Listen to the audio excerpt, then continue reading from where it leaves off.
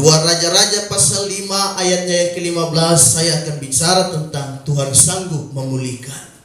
Itulah tema khotbah kita di minggu terakhir di tanggal 28 September 2025 di bulan ini, minggu terakhir di bulan ini, yaitu Tuhan sanggup memulihkan. 2 Raja-Raja pasal 5 ayat 15 kita baca ayat ini. Saudara duduk saja dengan suara yang nyaring, yang mantap, yang bagus, kita persembahkan untuk Tuhan. 2 Raja-Raja 5 ayatnya yang ke-15. 2, 3 mulai. Kemudian kembalilah ia dengan seluruh pasukannya kepada abdi Allah itu. Setelah sampai, tampillah ia ke depan Elisa dan berkata, "Sekarang aku tahu bahwa di seluruh bumi tidak ada Allah kecuali di Israel. Karena itu terimalah kiranya suatu pemberian dari hamba-Mu ini." Tuhan sanggup memulihkan, saudaraku. Kata dipulihkan artinya kehidupan dari yang hancur luar biasa. Dari rumah tangga yang hancur, keluarga yang hancur, seorang yang berdosa, kemudian Allah memulihkan kehidupannya.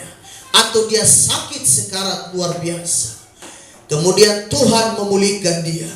Di dalam Alkitab ada contoh orang-orang yang dipulihkan Allah dan hidupnya berubah. Misalnya Paulus, dari seorang pembunuh, kemudian dia menjadi seorang hamba Tuhan, seorang penginjil yang sangat luar biasa dipakai Tuhan. Siapa lagi? Petrus, menyangkal Yesus sampai 3 kali. Kita lihat kehidupannya dipulihkan Tuhan. Dia menjadi seorang rasul yang dipakai Tuhan luar biasa. Sekali khotbah 3.000 jiwa bertobat. Sekali khotbah banyak jiwa diselamatkan. Bayangannya saja dia lewat kena orang sakit disembuhkan. Kenapa? Karena pemulihan. Siapa lagi? Perempuan Samaria yang seorang berdosa. Perempuan tidak bagus, perempuan tidak baik. Tapi dia jumpa dengan Yesus. Dia temukan yang namanya damai sejahtera. Kristus berkata, "Kau minum dari air yang dari sumur ini, kau akan tetap haus dan dahaga lagi. Tetapi tengoklah dan lihatlah, akulah ini, Mesias. Aku adalah sumber air kehidupan itu. Engkau tidak perlu timba lagi. Engkau tidak perlu capek-capek lagi untuk menimba. Tidak perlu. Cukup kau jumpa denganku, maka kau akan terima kelegaan itu." Dia jumpa dengan Kristus. Dan dia temukan apa? Dia temukan kelegaan. Karena sebelumnya dia haus terus. Dia haus terus. Tidak pernah terpuaskan hasratnya duniawinya itu. Bersuamikan 1, 2, 3, 4, 5. Dan begitu terus. Bahkan suami yang ke-6 itu pun juga bukan suami miliknya secara sah dan secara hukum. Hatinya haus terus, dahaga terus. Tetapi dia jumpa dengan Kristus, kehidupannya dipulihkan oleh Tuhan. Dia menjadi seorang ibu rumah tangga yang baik, menjadi seorang perempuan yang dipakai Tuhan luar biasa. Dia pulang ke kotanya, ke daerahnya di Samaria. Dia berkata, "Hei, aku telah jumpa dengan Mesias. Hatiku lega, hatiku penuh sukacita." Di manakah orang itu? Orang-orang bertanya. Orang-orang berbondong-bondong dan mereka semua diselamatkan. Bayangkan, dari seorang perempuan yang tidak bagus, dari seorang perempuan tunasusila, menjadi seorang perempuan yang dipakai Tuhan luar biasa.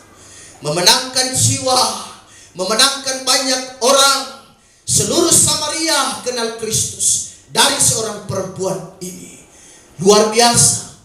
Tidak ada panitia KKR di sana. Enggak ada. Tidak ada panitia konsumsi di sana. Hanya dia seorang diri memenangkan Samaria. Jadi tidak ada yang sukar bagi Tuhan. Dan tidak ada yang sulit bagi Allah. Dia sanggup memakai kita. Apapun keadaan dan latar belakang saya dan saudara. Tuhan sanggup memulihkan. Dia sanggup memulihkan kehidupan saya dan saudara. Siapakah Naaman? Naaman adalah seorang panglima. Bukan panglima Israel. Dia seorang yang tidak percaya kepada Allah Israel. Karenanya kalau kita lihat baca di dalam ayatnya yang ke-15 tadi dikatakan, "Aku baru tahu," itu kalimatnya. Ternyata di seluruh bumi ini tidak ada Allah seperti Allahnya Israel. Dia panglima Aram yang tidak percaya kepada Allah Israel. Siapakah Naaman? Seorang panglima, seorang yang berpangkat tinggi, bukan orang sembarangan. Ini bukan orang kaleng-kaleng dan orang biasa, seorang terhormat, terpandang, kaya raya. Tetapi saudara tahu hatinya gelisah, hatinya sedih, hatinya dirundung kesedihan. Kenapa? Karena sakit kusta. Boleh kaya, boleh hebat, boleh tenar dan populer, tapi kusta menggerogoti seluruh tubuhnya. Itu yang bikin dia murung, sedih, tak berdaya. Buat apa kekayaan? Sakit kusta, saudara. Sakit kusta semacam ada sisik-sisik putih kecil yang terlengket dan melekat pada seluruh tubuhnya. Sehingga boleh dibilang orang yang sakit kusta itu mati rasa. Karena tubuhnya nanti dia habis, kudung, putus. Mati rasa dan tidak rasakan apa-apa. Dan bagi orang Israel, bagi orang Yahudi itu adalah penyakit kutukan. Pada zaman itu tidak ada obatnya. Mau cari obat di mana? Di zaman itu penyakit kusta dianggap adalah penyakit najis. Dan biasanya orang terkena penyakit ini, tradisi orang Yahudi dikucilkan, buang mereka di luar kota, buang mereka, hindari. Setiap pakaian apapun, benda apapun yang terkena pada tubuh mereka harus dibakar dan dimusnahkan. Gak boleh, najis. Setiap hari orang kusta ini di Yahudi, tradisi Israel, mereka jalan teriak, najis, najis, najis sepanjang jalan. Orang tahu, orang dengar kata najis, mereka lari terbirit-birit. Mereka takut, saudara. Jadi karena itu tidak ada obatnya. Kekayaan berlimpah, kehormatan luar biasa, tapi kusta, sayang sekali. Tetapi kita lihat bahwa ada seorang perempuan, seorang anak perempuan Ibrani. 2 Raja-Raja pasal 5 ayat 2-3. Orang Aram pernah keluar bergerombolan dan membawa tertawan seorang anak perempuan dari negeri Israel. Ia menjadi pelayan pada istri Naaman. Berkatalah gadis itu kepada nyonyanya, sekiranya tuanku menghadap nabi yang di Samaria itu, maka tentulah nabi itu akan menyembuhkan dia dari penyakit. Rupanya Naaman ini dia punya pelayan, seorang yang takut akan Tuhan, seorang perempuan muda, anak perempuan yang kenal Tuhan Allah Israel.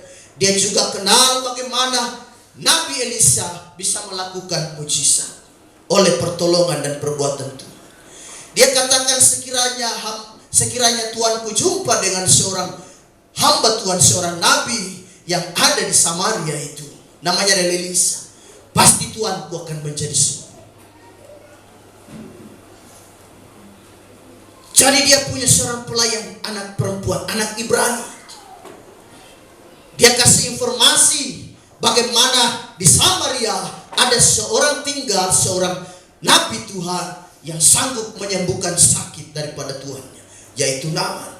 Bagaimana supaya kita bisa menerima pemulihan? Yang pertama, pemulihan dapat terjadi jika ada iman di hati. Asal saya dan saudara percaya. Setiap hari kulihat mujizat, kata lagu Ibu Marisa tadi. Kita selalu menyanyikan pujian ini, sehingga boleh dibilang pujian ini menjadi sangat populer di gereja kita. Setiap hari kulihat mujizat. Mujizat ada dekat dengan saya dan saudara. Setiap hari kulihat mujizat. Kenapa? Karena saya dan saudara beriman kepada Tuhan. Sekalipun Naaman belum melihat dan jumpa secara langsung seperti apa Nabi Elisa, namun dia percaya, herannya dia percaya. Seorang tuan jarang ada percaya kepada bawahan, kepada pelayan apalagi. Tapi dia percaya, ada iman timbul di dalam hati seorang panglima ini. Dia bilang, boleh juga. Dia mulai yakin dengan apa yang dikatakan pelayannya, seorang anak perempuan Ibrani. Jadi kemudian ada iman timbul di hatinya. Kenapa? Karena dia mendengar informasi yang disampaikan. Jadi iman timbul dari pendengaran. Roma 10 ayatnya yang ke-17 firman Allah berkata. Roma 10 ayatnya yang ke-17. Jadi iman timbul dari pendengaran, dan pendengaran oleh firman Kristus. Jadi perbanyak mendengar firman Allah. Perbanyak mendengar berita-berita baik, berita-berita sukacita, kabar sukacita, yaitu kabar tentang apa? Tentang keselamatan, bahwa Kristus akan datang menyelamatkan saya dan saudara. Jadi perbanyak mendengar berita-berita tentang firman Allah. Kita mendengar hal-hal yang baik. Karena dunia kita dipenuhi dengan berita hoax. Apa-apa bisa jadi bertengkar hanya karena kita mendengarkan berita yang salah. Apalagi di dunia yang modern sekarang ini.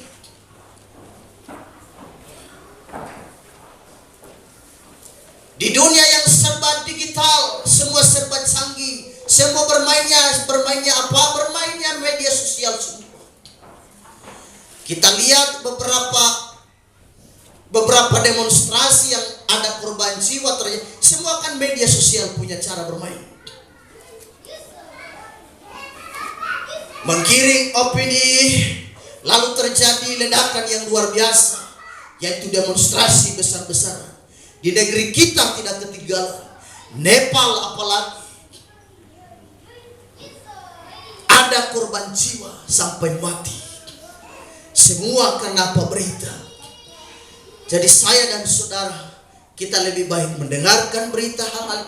Karenanya setiap informasi saudara harus hati-hati. Jangan langsung main telan bulat-bulat aja. Apalagi berita-berita sekarang ini. Dengar berita dari tetangga, jangan langsung main telan. Hap.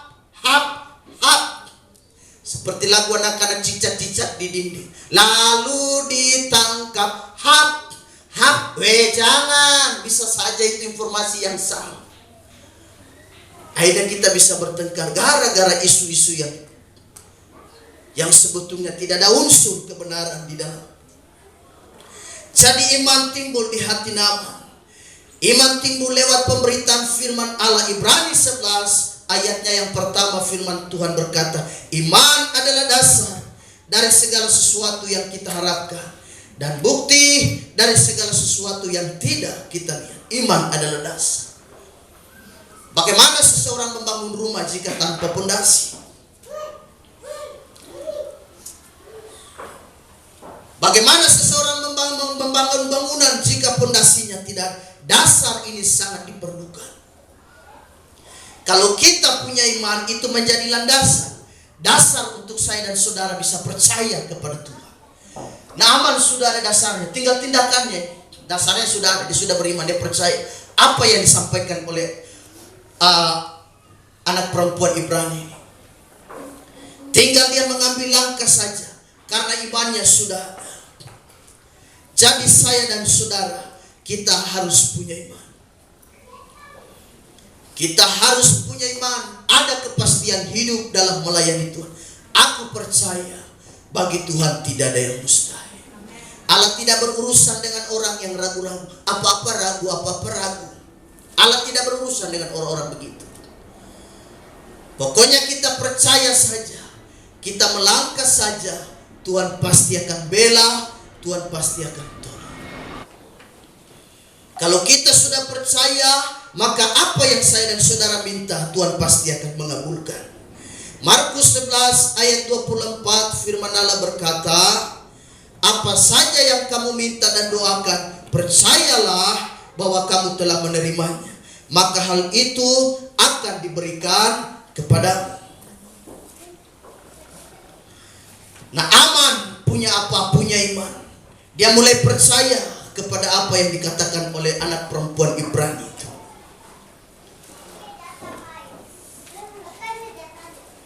Naaman tidak hanya percaya, tetapi dia juga kemudian bertindak. Dia langsung pergi menghadap Raja Aram. Dia minta izin. Saya akan pergi ke Samaria menghadap seorang nabi Tuhan. Itu yang pertama yang ia lakukan. Dia minta surat.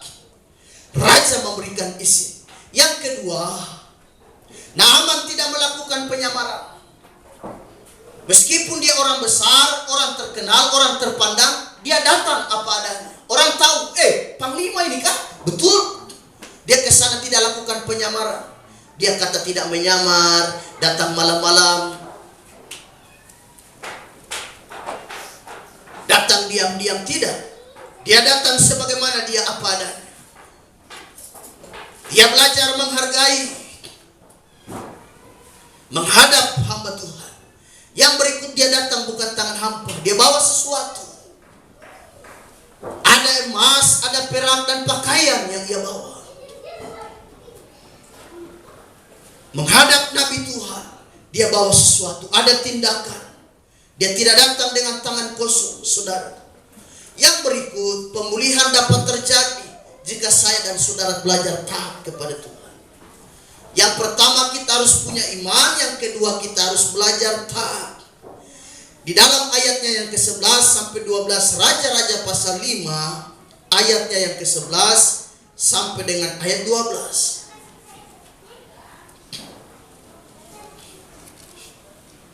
Tetapi pergilah Naaman dengan gusar sambil berkata, aku sangka bahwa setidak-tidaknya ia datang keluar dan berdiri memanggil nama Tuhan Allahnya.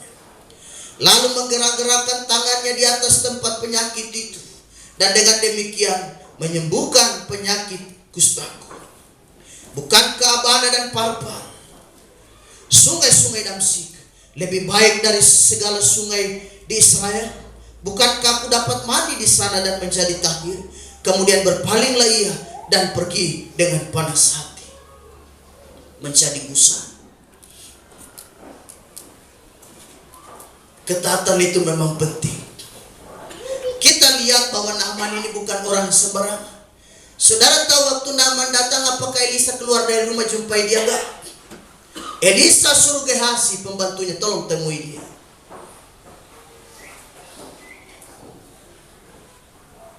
Apa pesannya? Tuanku berendam 7 kali di sungai Yordan. Dia menjadi gusar. Dia bilang, wah, bukankah di Damsyik ada sungai yang lebih bagus daripada di Israel? Ada Abana dan Parpar. Kenapa harus di sungai Yordan? Sungai Yordan kan kotor itu. Lagian kalau saya dan saudara berpikir secara akal sehat manusia, mana ada orang sakit hanya disuruh jebur, disuruh mandi dia sembuh? Mana ada? Mana ada orang sakit disuruh berendam di air, masuk di dalam air lalu dia sembuh? Mana ada cerita itu? Tidak ada ceritanya begitu. Orang sakit disuruh mandi berjemur 7 kali. Jadi di sini pentingnya ketaatan itu.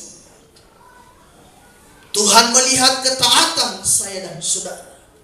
Hampir tidak disembuhkan panglima ini. Menjadi gusar. Sebagai panglima jelas dia marah. Orang besar ini saudara, bukan orang biasa. Yang temui dia juga bukan nabi.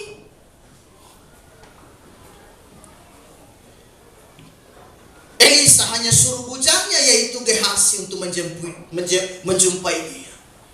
Perintahnya jelas 7 kali. Gak boleh lebih, gak boleh kurang. 7 kali. Yang menyembuhkan bukan sungai Yordannya. Yang menyembuhkan adalah ketaatannya. Bukan sungai Yordan yang membuatkan dia tahir, tapi ketaatan itu. Jadi terkadang tujuan akhir daripada Allah itu bukan mujizat, tapi tujuan akhir daripada Allah itu adalah kesetiaan dan ketaatan. Allah lihat ketaatan kita. Yang menyembuhkan bukan sungai Yordan. Ada sungai Abana dan Parpar jauh lebih bersih daripada sungai Yordan. Jadi yang menyembuhkan Naaman itu bukan sungai Yordannya, tetapi bagaimana dia belajar taat. Apalagi orang besar disuruh begitu, otomatis tersinggung. Tapi dia merendahkan diri. Jadi kita belajar taat, merendahkan diri seperti Kristus. Banyak kali saya dan saudara tidak bisa lihat Tuhan karena kesombongan. Terlalu angkuh, saudaraku. Baru diberkati sedikit, gaya jalan sudah lain. Angkat dagu, tatapan ke atas. Orang panggil tegur, kakak sini dong. Tidak peduli. Baru diberkati sedikit. Nanti dia tabrak tiang listrik, baru dia sadar. Oh iya ya, tiang listrik ya. Tapi kita lihat apa yang terjadi dengan Panglima merendahkan diri. Syukur ada anggota yang dia bawa, prajurit-prajurit. Tuan, kau kan hanya disuruh berendam. Dan diminta itu kan gampang sekali.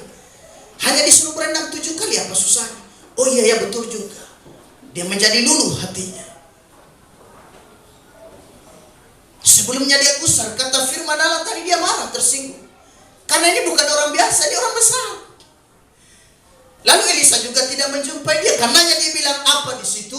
Dia katakan, aku pikir dia keluar dari rumahnya dan dia mungkin berdiri dan berseru panggil nama Tuhan Israel itu. Nama Allah Israel itu. Atau setidak-tidaknya dia gerakan tangannya di atas tubuhku yang bersakit kusta ini. Dia gerak-gerakan ke atau bagaimana ke. Cuma datang juga tidak jumpai saya. Disuruh lagi bawa. Tapi Naaman belajar taat. Saya dan saudara, ketaatan ini penting dalam melayani Tuhan. Setia saja melayani Tuhan. Tetap setia. Tuhan pasti akan berkati hidup. Berkali-kali saya katakan, kau setia dengan Tuhan. Tuhan tidak kekurangan cara dan metode untuk memberkati. Tuhan pasti akan menolong saya dan saudara. Tuhan akan berbuat sesuatu bagi saya dan saudara. Kita belajar taat. Naaman taat. Seorang panglima besar, panglima Aram. Tapi dia belajar merendahkan diri. Perintahnya jelas 7 kali, jangan lebih ya. Jangan 8, jangan 10. Cukup 7. Kenapa itu menguji ketaatan kita? Saudara sakit gak sembuh-sembuh, masih setia ibadah kah? Saudara punya pergumulan, punya masalah, masih setia ibadah melayani kah?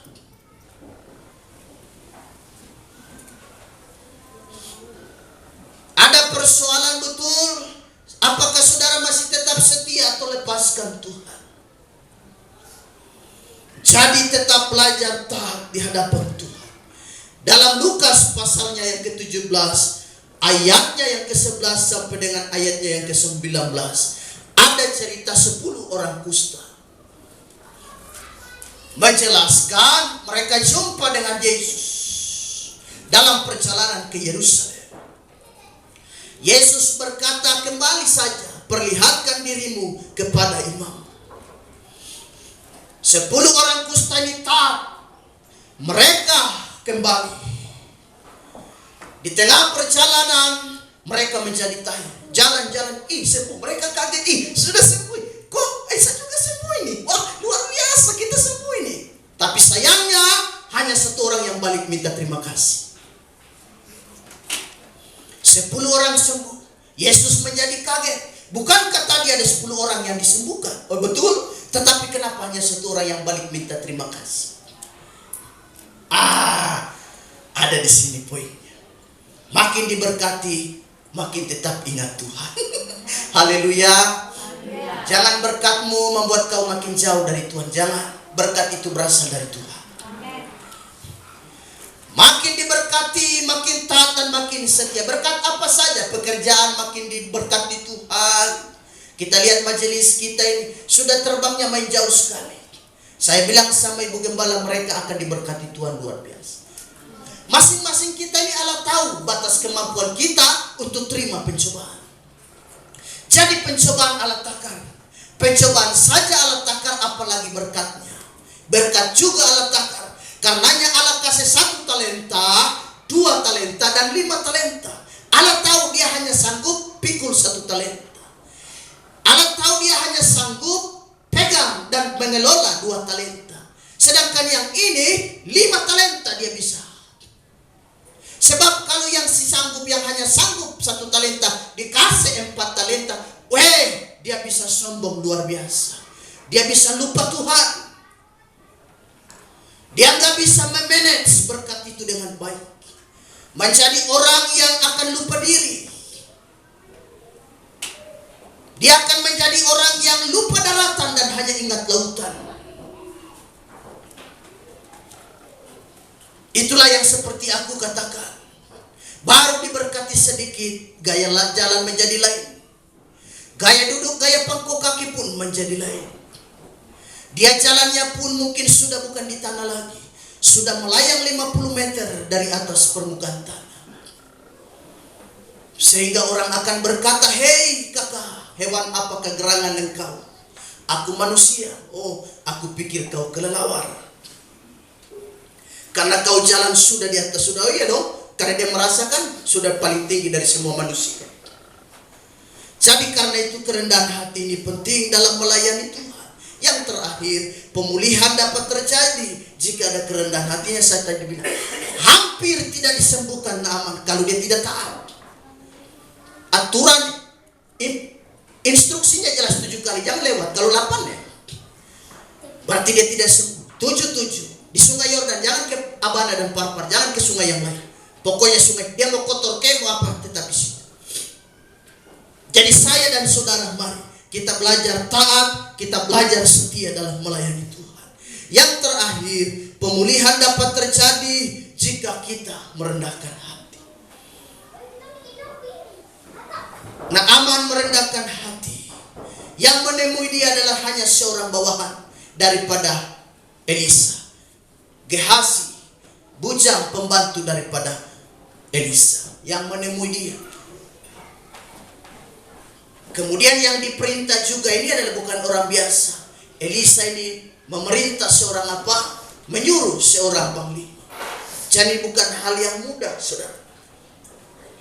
Jadi ketaatan, kerendahan hati ini penting dalam melayani Tuhan.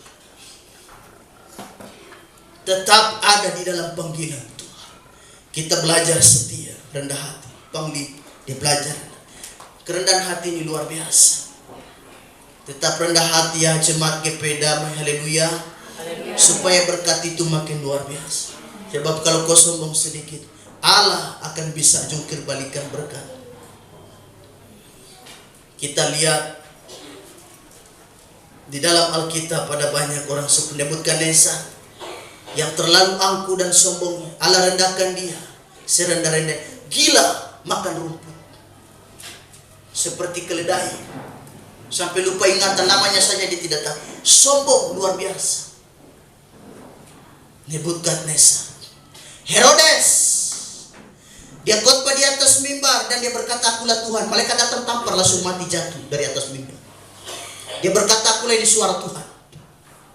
Ditampar malaikat Tuhan, jatuh. Dalam Kisah Para Rasul. Jadi jangan kita belajar merendahkan. Kalau saudara, saya dan saudara punya sikap-sikap yang angkuh, talenta yang ada pada kita hanya satu. Allah tahu, Allah bilang satu aja cukup, jangan 2. Takut nanti dia akan lupa Tuhan dan dia akan sombong. Tapi kalau kita makin rendah hati, bukan hanya 5, bisa 50, bisa 500, naik terus. Karena Tuhan tahu, orang ini makin diberkati, makin rendah hati. Dia makin rendah hati, haleluya. Jadi tetap setia melayani Tuhan. Makin diberkati Tuhan, pekerjaan makin diberkati, pelayanan makin dipakai Tuhan, makin diurapi Tuhan, tetap rendah hati. Jadi ilmu padi kata orang yang kita pakai, makin berisi makin merunduk. Jadi saya dan saudara, mari kita tetap rendah hati, tetap setia cari Tuhan. Tuhan tidak kekurangan cara memberkati saya dan saudara. Dia pasti akan memberkati kita. Asal kita belajar rendah hati, kita belajar setia. Jangan dulu jalan kaki, belum ada kendaraan, setianya minta ampun. Cari Tuhan, melayani. Sekarang sudah punya motor, harus lebih setia lagi. Haleluya. Biar motor bekas juga nggak apa-apa. Allah uji untuk kesetiaan kita dari motor-motor bekas yang dia bisa mogok mati 5 kali, dari Supra dorong 4 kali, sampai di sini doa sudah Bapak, trip ibadah sudah selesai. Seperti buta lahat kemarin. Wah, doa puasa ini sudah amin, orang sudah makan dia baru datang. Muka lagi sayup-sayup. Kenapa ini? Ada apa? Saya dorong motor terkancing di jalan. Astaga. Allah uji kau dengan motor bekas dulu ya. Nanti ada motor baru. Jadi haleluya. Ada motor baru, tetap setia ya, cari Tuhan. Jangan jalan kaki. Bukan pakai sendal kaki kosong lagi, tapi setia cari Tuhan. Sekarang ada mobil, Bapak Gembala lewat Bapak Gembala di jalan, kasih turun kaca mobil hanya setengah. Bukan terus semua setengah saja. Lalu kau cuma kode dengan ekor mat, mau kemana Bapak Gembala? Pip pip pip pip. Jadi tetap setia ya, Tuhan Yesus baik. Tuhan Yesus luar biasa. Kita akan masuk dalam doa, kita bersyukur. Tuhan Yesus memberkati kita semua. Mari kita, mana pemain musik ini? Haleluya. Puji Tuhan. Mari.